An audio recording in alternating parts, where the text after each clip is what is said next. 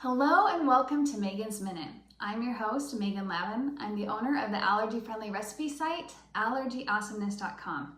And together with Allergic Living, we discuss all things food allergy related. This month, we're going to talk about carrying epinephrine at school for those upper grades and working around a kind of tricky no backpack rule.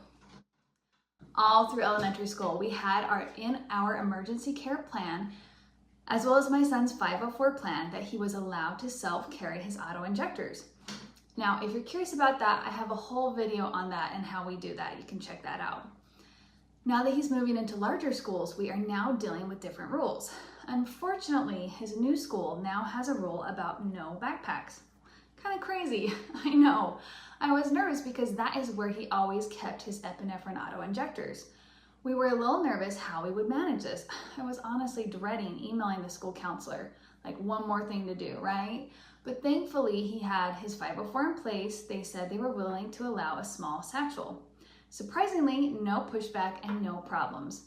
So we got him this very cute, very manly crossbody bag that I'm modeling for you. I'm really grateful we weren't just starting out our 504, but that we had this precedence of him self-carrying from his previous school. I think that also helped him have no obligations with us.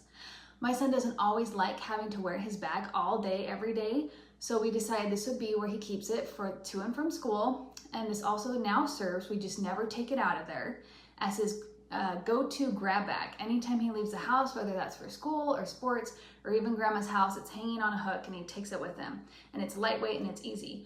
But once he gets to school, he hangs that up in his locker, and he has a second set of auto-injectors that he carries around in his Trapper Keeper as shown.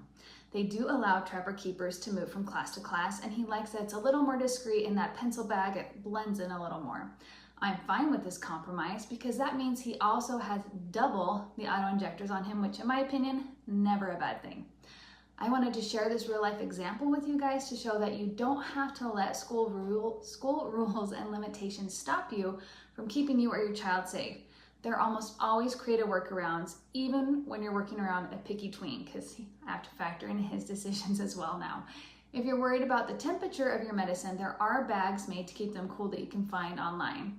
Where we live, we don't worry about that, and that's why we're fine with this simple satchel. I hope that whatever situation you've landed on for keeping your emergency medication close at hand for your child at their school, that you're happy with it and that it works well. And if not, don't be afraid to speak up and ask for accommodations.